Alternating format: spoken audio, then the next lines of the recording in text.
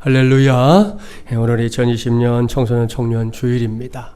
전 세계를 놓고 생각해봐도 또 우리나라 하나님 나라를 놓고 생각해봐도 오늘의 주인공들인 이 청소년과 청년들은 결국 작년 세대인 우리 뒤를 바짝 따르게 될 다음 세대, 이 턱밑 세대다, 그렇게 말할 수 있을 겁니다. 지난 주간에도 코로나19와 관련해서 젊은이들을 놓고 긍정적인 이야기보다는 부정적인 이야기가 많았는데요. 그럼에도 불구하고 이 친구들 모두가 곧 우리의 바통을 이어받을 사람이라는 거 우리는 잊지 말아야 합니다. 일찌감치 한국교회 안에서 그런 세대들에 대한 관심을 이렇게 불러일으키기 위해서 만든 것이 5월 셋째 주일 오늘이지요. 이날을 청년주일 이렇게 불렀는데요. 우리 교회의 경우에는 몇 해 전부터 거기서 한 걸음 더 나아가서 청소년 청년주일이라는 이름으로 이 시기에 집중적으로 살펴주고 섬겨야 할 이 대상의 폭을 확 넓혀 놓았습니다. 그런 이유로 오늘 산부 예배 시간에는 우리 청년들이 연합해서 예배하는 시간까지 마련됐다는 거 함께 기억해 주시고요. 오늘은 물론이고 오늘 이후에라도 교회 안팎에서 이 친구들 만날 때 그냥 이렇게 스쳐 지나가지 마십시오. 마음을 다해서 축복해 주시기를 주님의 이름으로 당부합니다. 이렇게 의미 있는 5월의 셋째 주일, 여전히 부활의 계절입니다. 오늘은 불변의 가치 부활 6번째 시간입니다. 오늘은 반드시 훈련이 필요한 새 영역이라는 제목으로 하나님의 말씀을 전하도록 하겠습니다. 오늘 우리에게 주신 하나님의 말씀 마태복음 13장 31절 이하의 말씀입니다. 마태복음 13장 그러면 뭐가 떠오르나요? 천국이 떠오릅니다. 왜요? 마태복음 13장 전체가 천국에 관한 비유로 가득 차 있기 때문입니다. 그걸 외우는 방법 제가 가르쳐 드린 적이 있는데 한번 따라서 해볼까요? 시가 견우 밭진그. 보고 읽기도 어려워요? 다시 해볼까요? 시가 견우 밭진그.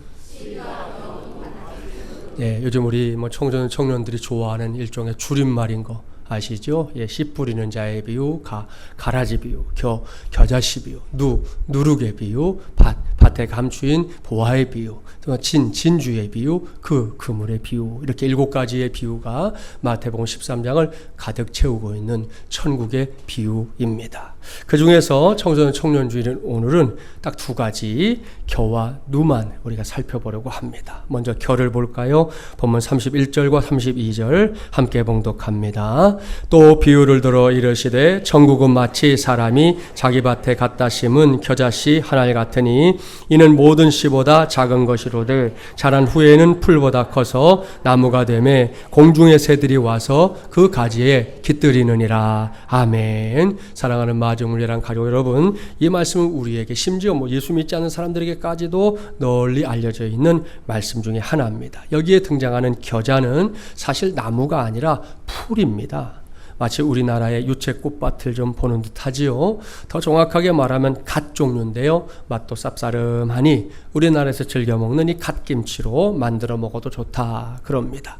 겨자는 1년 초입니다. 2월 말경부터 4월 중순까지 꽃을 피우는데요. 크기는 이제 무릎 높이 정도부터 무려 2m가 넘게까지 자라고요. 무씨 크기의 씨앗을 송알송알 이렇게 맺힙니다. 지금 여러분의 눈으로 확인이 되고 있는데요. 겨자씨가 세상에서 제일 작은 씨앗은 아닙니다. 하지만 예수님 시대에는 겨자씨가 가장 작은 씨의 대명사인 것처럼 속담에 오르내렸습니다. 고대 유대 법전인 이 미슈나는 정원에 겨자씨를 뿌리지 말라 이렇게 경고합니다. 왜냐? 그 씨가 순식간에 자라서 공간을 잠식해버리고 결과적으로 다른 식물들이 맥을 못 추기 때문입니다. 결국 씨앗의 크기에 비해서 번식력이 매우 대단하다, 이런 말인데요. 그래서 작은 씨의 대명사가 된 것이다. 성경학자들은 그렇게 추측합니다. 이런 특성 때문에 겨자는 큰 나무에 이렇게 비유될 수 있었는데요. 다만 나무는 위로 자라지만 겨자는 옆으로 자기 존재를 퍼뜨립니다. 이것이 예수님께서 천국을 겨자씨에 비유한 이유입니다. 이 겨의 비유에서는 이것을 먼저 잘 기억해 두기 바랍니다. 다음으로 누를 볼까요? 본문 33절 말씀 함께 봉독합니다. 또 비유로 말씀하시되 천국은 마치 여자가 가루 성을 속에 갖다 넣어 전부 부풀게 한 누룩과 같으니라. 아멘. 여기에 등장하는 누룩 뭔지 아시죠? 이 발효제를 가리킵니다. 보통 이제 밀이나 찐콩 등등 곡류를 띄워서 이 누룩 곰팡이를 번식시켜서 만드는데요. 성경 안에는 누룩이 들어간 빵, 그러니까 유교병과 누룩이 들어가지 않은 빵, 무교병이 다 등장합니다. 먼저 무교병을 볼까요? 이것이 유대인들이 6월절에 먹는 무교병입니다. 빵이라고는 하는데 전혀 부풀지 않았지요. 밀가루 자체를 그냥 구워서 만든 빵입니다. 아무리 봐도 그닥 맛있어 보이지는 않습니다. 유교병은 다릅니다. 여러분의 눈에 보이는 대로 상당히 부풀어 있습니다. 그러니 당장 부피에 있어서 무교병과는 현격한 차이를 보입니다. 이러한 차이를 만들어주는 게 뭐냐? 바로 누룩이고요. 예수님은 이 누룩을 천국의 비유에서 말씀하고 있습니다. 자, 여기서 묻겠습니다. 예수님께서 두 가지의 비유, 그러니까 겨자씨 비유와 누룩 비유를 통해 천국을 설명하시는 이유 무엇일까요? 여기서 우리가 관심을 집중해야 할 핵심이 뭐냐 하는 겁니다. 여기서 우리는 이 질문을 펼쳐놓고 두 비유의 공통점을 찾아내면 됩니다. 뭘까요? 너무 어렵게 생각하지 마세요. 두 비유의 공통점, 그것은 변화시키는 것에 있습니다.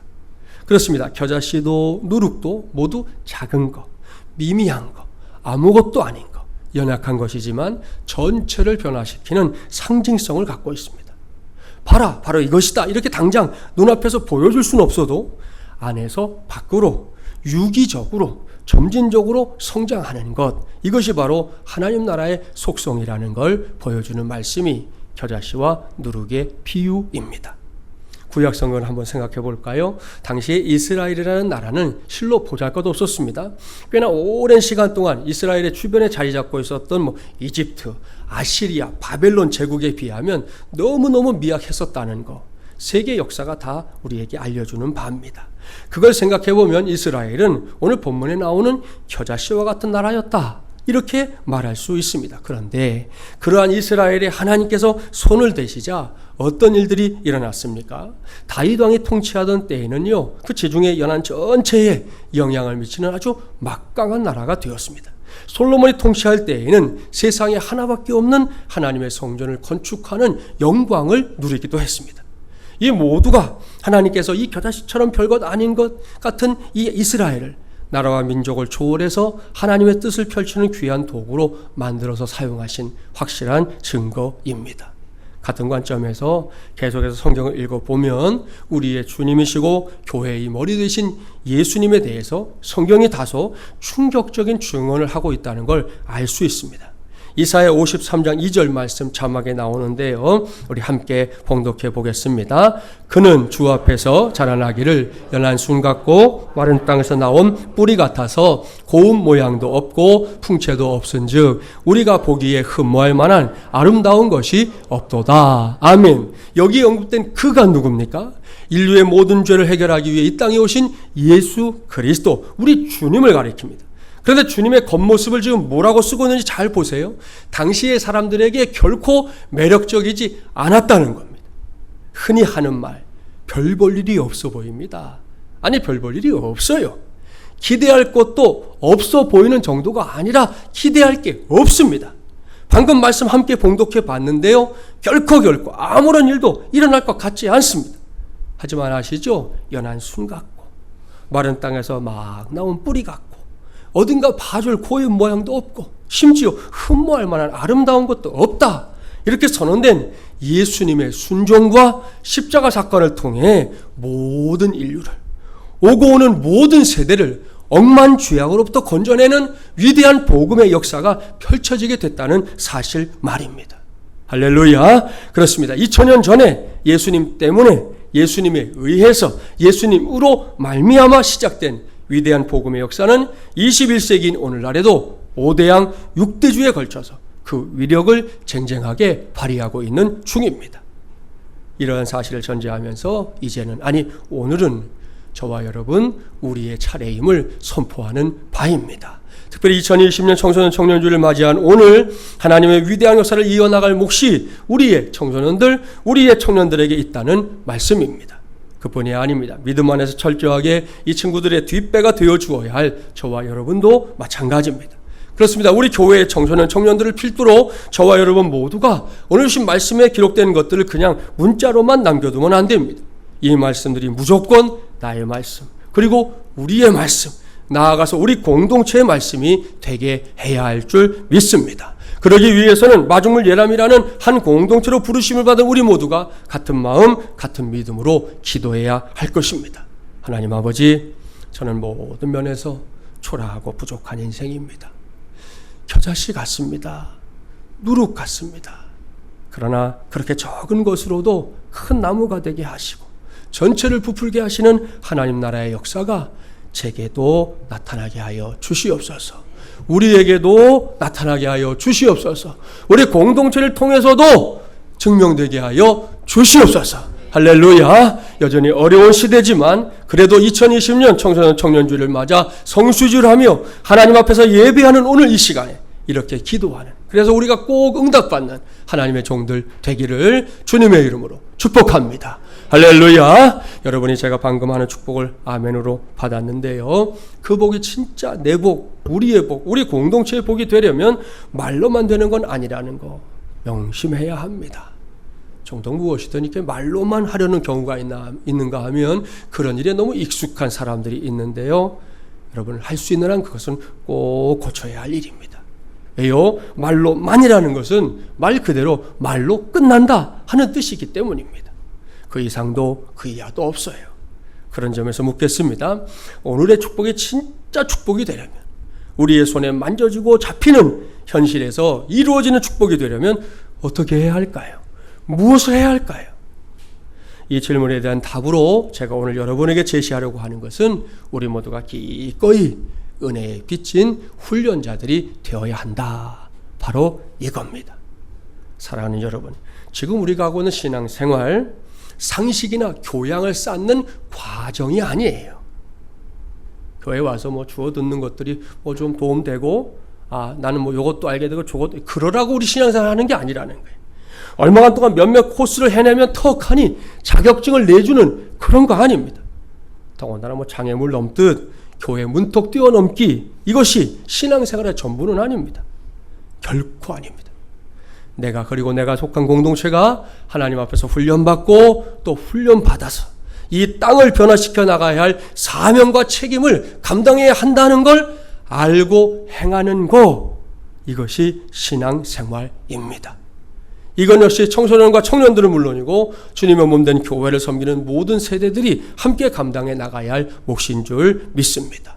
오늘은 그런 관점에서 생각해 봐야 할 훈련의 영역을, 그것도 나 자신부터 반드시 훈련해야 할 세 가지 영역을 이제부터 하나씩 여러분에게 말씀을 전하도록 하겠습니다. 첫째, 영성 훈련입니다.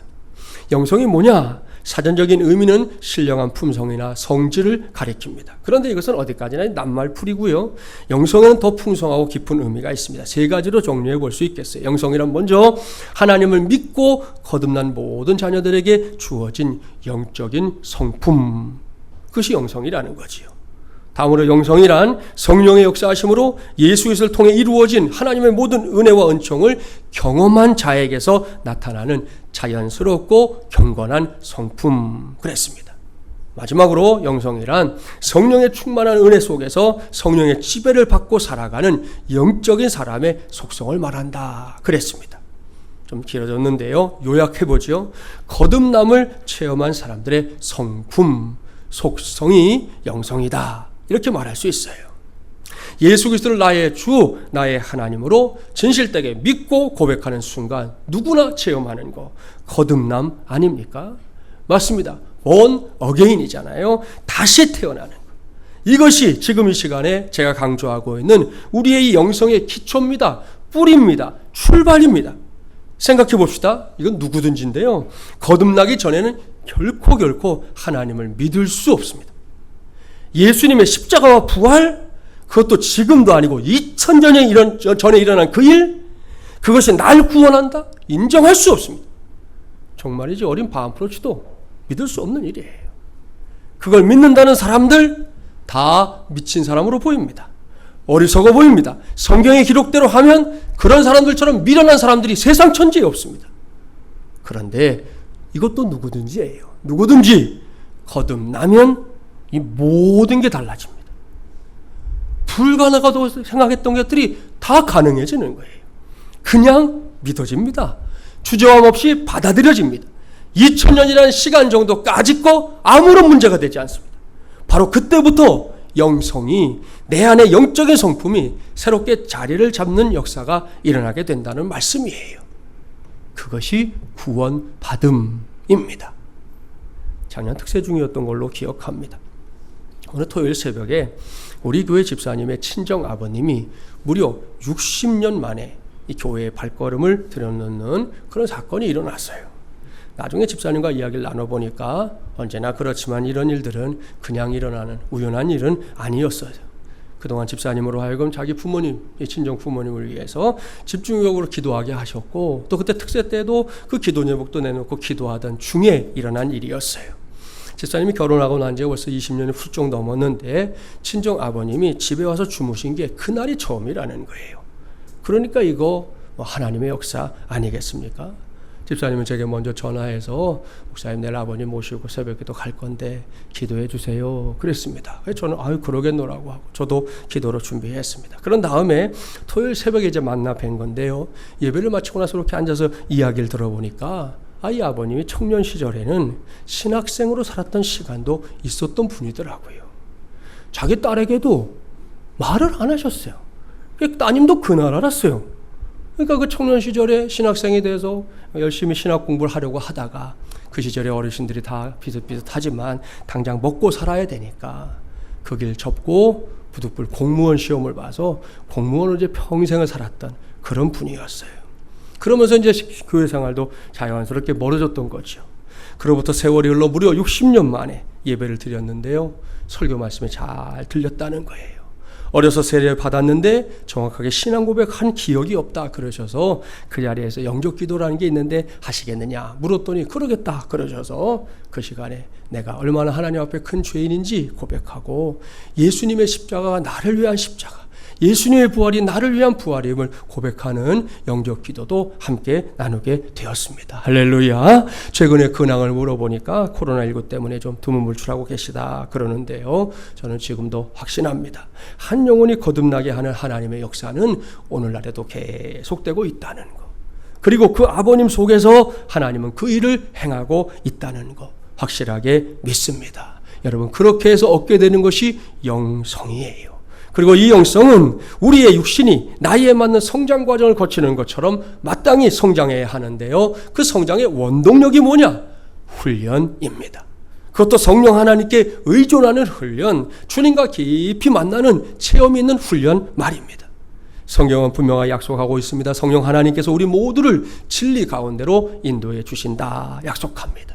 따라서 훈련의 시작도 과정도 마무리도 다 성령 하나님께 의존해야 합니다. 그렇습니다. 기도 한마디를 하더라도 주님과 더 나은 관계를 놓고 기도하는 게 우리에겐 필요한 거예요.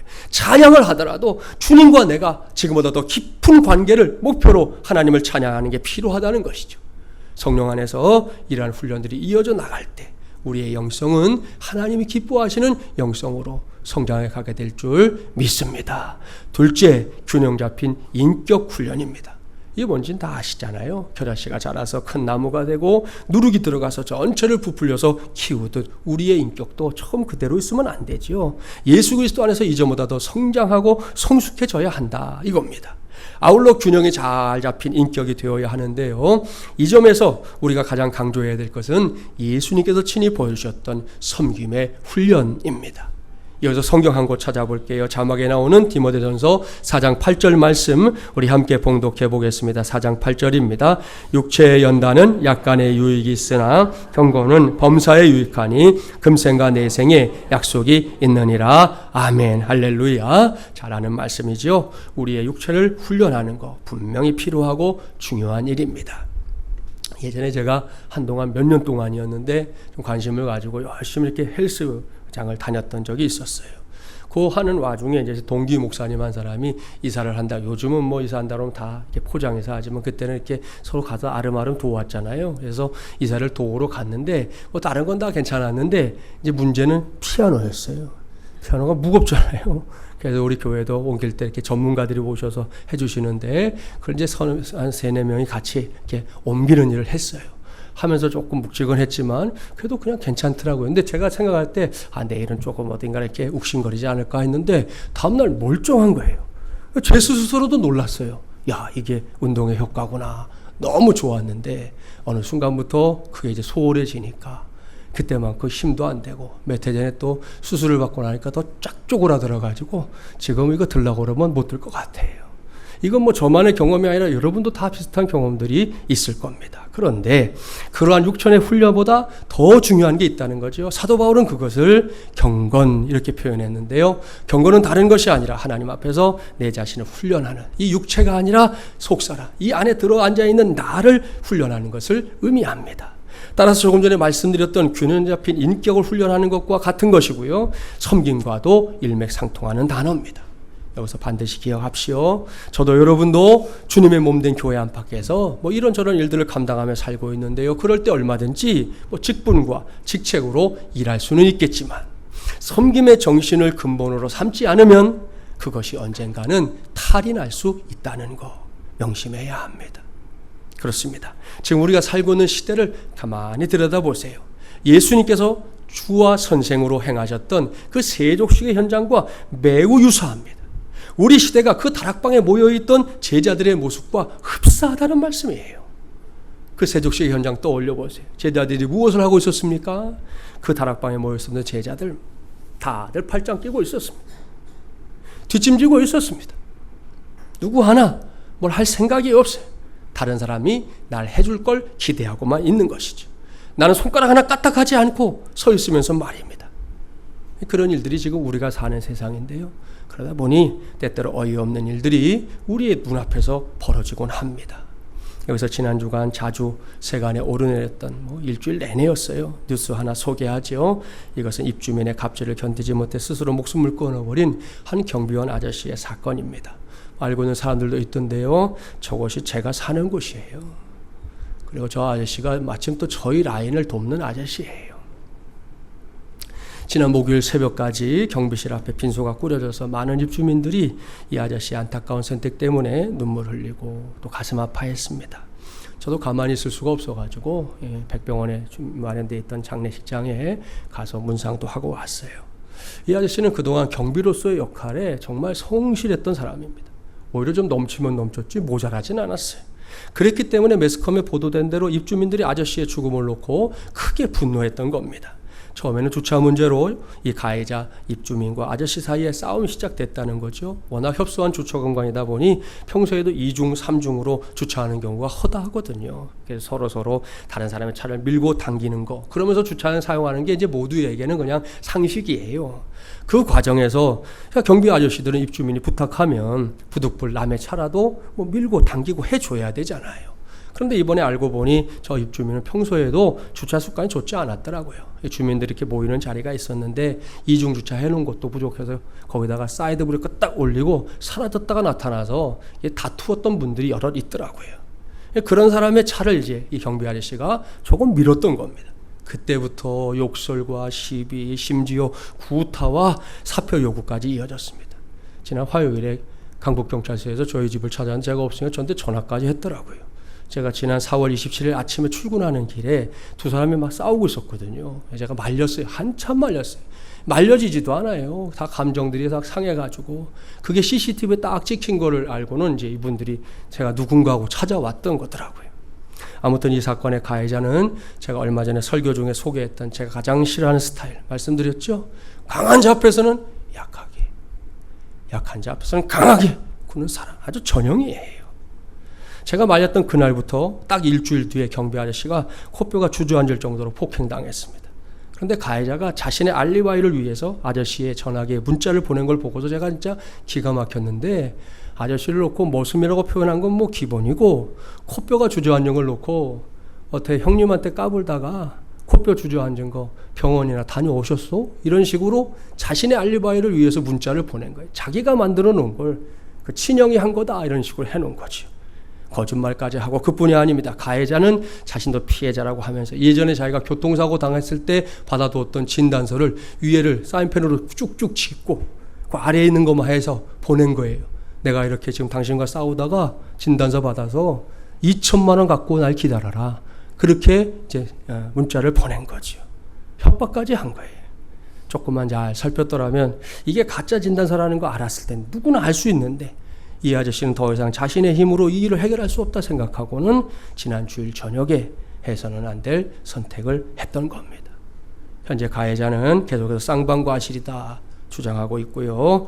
이에 시민단체들이 이 사람을 고발한 상태고 경찰은 입건해서 조사 중에 있습니다. 여러분, 이거 말이 됩니까? 정말로 어이가 없잖아요.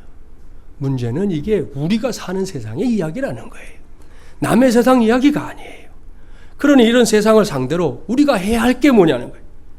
예수님처럼 허리에 수건을 두르고 팔짱을 끼고 있는 사람들, 뒷짐을 지고 있는 사람들, 난 몰라 이렇게 고집을 피우는 사람들에게 찾아가는 겁니다. 거기서 섬김의 훈련 감당해야 한다는 말씀이에요. 물론 이거 쉽지 않아요. 때로는 하고 싶지 않을 게 분명합니다. 목사도 싫을 때가 있는데 뭐 안 그러겠어요? 내가 왜? 이런 생각이 막 꼬리에 꼬리를 물고 일어납니다. 여러분, 그래도 우리는 해야 합니다. 왜요? 그것이 섬김의 훈련이기 때문이에요. 그리고 주님께서 우리에게 세상 속에서 섬김의 삶을 살라 일찌감치 말씀해 주셨기 때문입니다. 이와 관련해서 깨달음을 주는 실제 예를 하나 말씀드릴까요? 제2차 세계대전 이후에 독일 남서부에 위치한 이 슈바르츠 발트에서 복구 작업 중에 발견된 게 있었어요. 그것은 몸통만 남은 예수님의 상이었습니다. 이것을 발견한 사람들 너무 마음이 아팠어요. 그래서 사람들이 모여서 이제 의논을 한 거죠. 새로 제작하자는 의견부터 시작해서 팔이 없으니까 팔만 수리하자, 아예 없애자, 기타 등등 다양한 의견들이 이제 모아졌는데요. 최후 결론, 그것은 가장 성경적이라는 이유 아래 예수님 상은 그냥 두고 다만 앞에다가 팻말을 세우자 결정했습니다. 팻말의 내용은 이겁니다. 주님께서는 팔이 없으십니다. 우리의 팔이 필요합니다. 주님께서는 당신의 팔을 통해 모든 인류가 사랑을 베풀기 원합니다. 당신의 팔을 빌려 주십시오. 그런 팻말을 놓기로 한 겁니다. 사랑하는 여러분, 저와 여러분이 이렇게 주님께서 원하시는 팔이 되는 것, 그것도 기꺼이 되는 것, 그것이 우리 모두가 받아야 할 균형 잡힌 인격 훈련, 섬김의 훈련입니다. 우리 장년 세대들은 말할 것도 없고요. 오늘의 주인공들인 우리 청소년과 청년들이요, 믿음 안에서 이를 해내는 우리 모두가 되기를 주님의 이름으로 축복합니다. 셋째, 지성훈련입니다. 하나님은 인간을 하나님의 형상대로 창조하셨습니다. 그런가 하면 2000년 전에 예수님의 구원 역사가 완성된 이후에는 구원받는 백성들을 모두 새 사람으로 창조하셨습니다. 심령이 새롭게 되어 하나님을 따라 의와 진리와 거룩함으로 지으심을 받은 새 사람을 입으라 에베소서가 말씀하고 있지요. 그뿐이 아닙니다. 하나님은 우리의 지식까지 새롭게 해 주셨습니다. 사도 바울은 골로새서 3장 10절 말씀에서 예수님을 믿는 자들을 가리켜 뭐라고 했느냐? 지식에까지 새롭게 하심을 입은 자, 이렇게 말씀하고 있습니다. 사도 베드로 역시 같은 맥락에서 베드로후서 3장 18절 말씀을 기록하고 있는데요. 자막에 나오는 말씀 우리 함께 봉독해 보겠습니다. 우리 주 곧 구주 예수 그리스도의 은혜와 그를 아는 지식에서 자라가라. 아멘. 할렐루야. 이 모든 말씀들이 궁극적으로 지향하고 있는 바가 무엇입니까? 하나님의 말씀을 비롯해서 세상을 살아가는 데 필요한 지식을 배우고 익히는 일에 최선을 다하라. 이겁니다. 이와 관련해서 우리가 흔하게 사용하거나 듣는 말이 있지요. 알아야 면장을 한다. 그럽니다. 여기에 등장하는 면장을 면장으로 한번 나왔죠. 이 면의 책임을 맡고 있는 그런 행정 업무를 맡은 공무원으로 이해하는 경우가 많아요. 그걸 알아야 면장을 한다 그렇게 생각해요. 아니에요. 여기서 말하는 면장은 면장인데요. 이게 난면자에다가 담장자예요. 그러니까 무슨 말입니까? 담장을 벗어난다 그런 뜻입니다. 이것은 무지를 벗어난다 이런 말이거든요. 결국 이것은 배워야 한다는 걸, 알아야 한다는 걸 강조하는 그런 문장인 거예요. 알아야 면장도 한다는 거 말이죠. 그러니까 뭡니까? 알기 위해서는 배워야 하고요. 가만히 있어서는 절대로 알지 못하는 거예요. 배워야 돼요. 그렇게 배워서 내가 뭘 모르고 있는지 알아야 그 다음에 길이 열린다는 거죠. 그게 우리의 삶이에요. 우리의 신앙생활도 마찬가지입니다. 세상에 있는 것도 알아야 써먹을 수 있잖아요. 모르면 아무리 좋은 것도 쓸 수가 없어요. 자, 스마트폰 하나만 생각해 보십시오. 이걸로 할 수 있는 게 얼마나 많은 줄 압니까? 이거 하나만 들고 있으면 요즘은 웬만한 업무 보지 못할 게 없어요. 스마트폰 살 때 들어있는 설명서를 쭉 읽어보면 생각지도 못했던 기능들까지 사용해 볼 수 있는 길이 활짝 열립니다. 그런데 대부분의 사람들은 그 설명서 있는 줄도 모를걸요. 보질 않으니까 아예. 그렇죠. 그래서 전화 받고 걸고 카메라 찍고 카톡하고 끝. 예. 거기서 만족이에요. 아주 기본 중에 기본. 아니 이 100만 원이 되는 거 가지고 쓰면서 그거밖에는 하는 게 없어요. 근데 여러분 이걸로 스캔도 할 수 있고 집에 팩스 없어요? 팩스도 보낼 수 있어요. 응? 은행 업무 말할 것도 없어요. 은행 업무를 어른들은 이걸로 보다가 사기당할 줄 알고 안 하려고 하는 분들 많은데 아무튼 이거 가능해요. 웬만한 금융 서비스 다 할 수 있죠. 명함관리, 가계부, 일기장, 각종 예약, 콜택시 등등 열거할 수 없을 정도로 많은 걸 할 수 있어요. 같은 맥락에서 저와 여러분이 들고 다니는 하나님의 말씀을, 이 성경을 그저 스마트폰처럼 일상적으로 사용하는 정도에만 만족한다는 건 너무나 아쉬운 일입니다. 제 개인적인 고백이긴 하지만 저는 이 속에 우리가 살고 있는 모든 인생이 다 들어있다. 저는 그렇게 믿습니다. 따라서 우리는 이 말씀을 자주 펼쳐야 하는 것이죠. 제가 언젠가 말씀드렸는데요. 우리의 신앙은 덮어놓고 믿을 때가 있어야 돼요. 왜냐하면 신앙이라는 게 모험이 필요할 때도 있고 또 하나님이 우리의 상식을 뛰어넘어 역사하실 때도 있기 때문입니다. 하지만 성경책은 결코 덮어놓고 믿으면 안 됩니다. 반드시 펴놓고 믿어야 할 줄 믿습니다. 더군다나 성경책 곳곳에 여러분의 흔적, 여러분의 손때, 여러분의 눈물방울 정도는 묻어 있어야 되지 않겠어요? 10년, 20년 썼다는데 아무것도 없어. 제일 중요한 게 여기에요. 금박, 은박이 살아있는 거. 예? 금박, 은박이 살아있는 사람이 있어요. 10년 들고 다녔다는데 그거 왜 살아있어요 그거? 안 보니까 살아있는 거지. 안 보니까. 그러면 안 된다는 거예요. 그런 훈련을 통해 우리 모두는 하나님이 기대하시는 그 자리, 하나님의 자녀로서의 자리에 우뚝 서게 될 줄 믿습니다. 뜬금없는 질문 하나 할까요? 여러분, 들판에 벼 아시죠? 벼는 무엇을 먹고 자랄까요? 진짜 벼의 비료가 뭐냐 이겁니다. 여러분 당장 쉽게 대답하는 거죠. 화학 비료요. 띵동댕이면 좋겠지만 땡입니다. 제가 정답을 가르쳐 드리죠. 벼는 주인의 발자국 소리를 먹고 자란다. 그럽니다.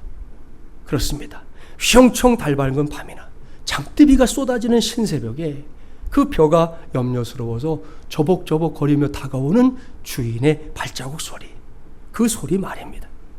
이것은 우리의 신앙이 반드시 귀를 기울여야 할 사실입니다. 오늘도 세상 속에서 얼마나 많은 소리들이 들려오는지 아시죠? 이른 아침에 저와 여러분을 깨운 알람으로부터 시작해서 온종일 우리가 듣게 되는 소리는 부지기수입니다. 그런 가운데 우리가 진짜로 들어야 할 소리가 뭐냐는 거예요. 그것은 무신론과 황금만능주의, 물리학 제국주의의 시대에도 변함없이 우리에게 걸어오시는 정겨운 주인의 발자국 소리, 바로 우리 주님의 숨결인 줄 믿습니다. 그래서 신학자 에밀 브루너는 하나님의 말씀을 가리켜 뭐라고 그랬느냐? 주인의 음성이다. 이렇게 표현했습니다. 옛날 축음기 아시잖아요. 그 축음기에 여러분 그 제품이 나올 때 저렇게 나팔동 곁에서 귀를 기울이는 개 사진이 그 축음기마다 붙어 있었습니다.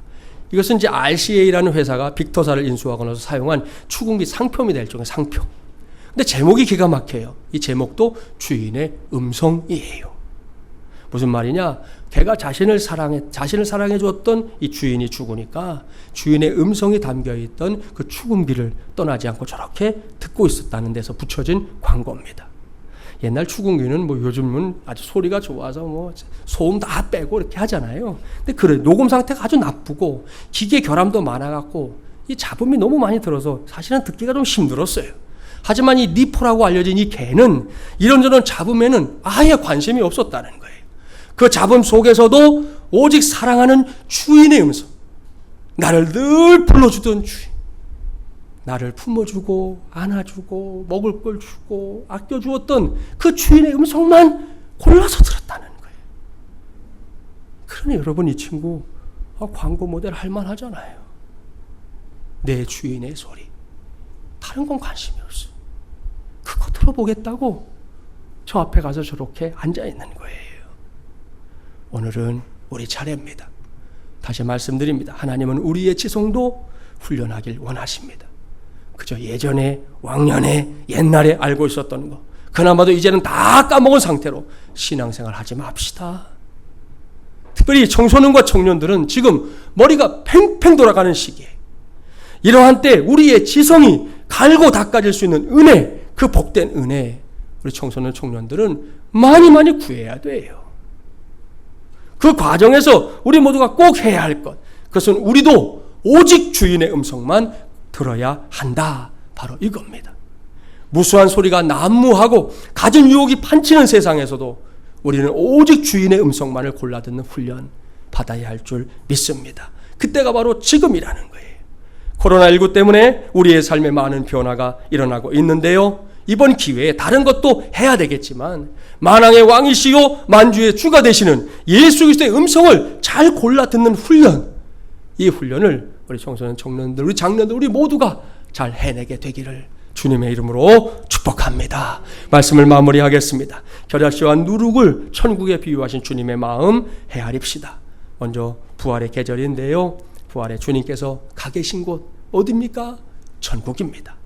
우리를 위해 그곳에 가셨는데 뭐 하신다고 가셨어요? 우리를 위해 처소를 예비하겠다 약속하고 가셨습니다. 그 말씀대로 지금도 그 천국, 그 하나님의 나라가 확장되고 있는 중입니다. 우리의 신앙 마찬가지입니다. 성숙해져야 합니다. 처음에 신앙 그대로인 거, 그건 절대로 자랑거리 아닙니다. 우리가 처음 구원받고 첫 은혜, 첫사랑을 가진 것은 자랑거리지만 지금의 내가 그때 그 모습 그대로야, 이건 자랑거리가 아니라는 거예요. 우리 모두가 신앙의 연륜에 따라 반드시 성장하고 성숙해야 한다는 거 명심해야 합니다. 하다못해 말하는 거 한마디, 행동하는 거 하나, 그리고 서로 존대해주고 귀하게 여겨주는 거, 그거 하나, 우리 주님도 늘 그렇게 하셨는데 그거 못할 일이 없잖아요. 그와 같은 변화가 우리 안에 있어야 할 줄 믿습니다. 특별히 청소년 청년들이요, 그대들도 다르지 않습니다.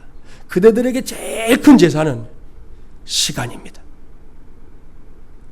우리 청소년 청년들에게 제일 큰 재산, 정말이에요, 시간이에요. 이건 정말이지 어마어마한 재산입니다. 여러분, 오늘 장년들에게 이따 마치고 한번 물어보세요. 제일 부러워하는 거, 제일 탐내는 거, 제일 갖고 싶은 거 뭐냐고 물어보세요. 여러분의 시간입니다. 틀림없어요. 제가 장담합니다. 왜? 나도 그러니까. 예? 여러분, 그러니 가진 게 없다고, 내 것이 없다고 투덜거리거나 원망하거나 불평하지 마십시오. 여러분은 그 큰 재산이 내게 있다는 것을 귀하게 여기고 허비하지 말고 잘 쓰세요. 제대로 쓰세요. 무엇보다 유익하게 쓰는 우리 청소년 청년들 되기를 주님의 이름으로 축복합니다. 이를 명심하면서 신앙의 세계에서 반드시 훈련이 필요한 세 영역 잊지 마세요. 첫째, 영성 훈련입니다. 둘째, 균형 잡힌 인격의 훈련, 곧 섬김의 훈련 필요합니다. 셋째, 지성의 훈련이 있어야 됩니다. 오늘 기회에 이 모든 훈련들에 더욱 열심을 내는, 그래서 그 결실로 주님을 크게 기쁘시게 할 수 있는 저와 여러분이 되기를 주님의 이름으로 간절히 축원합니다.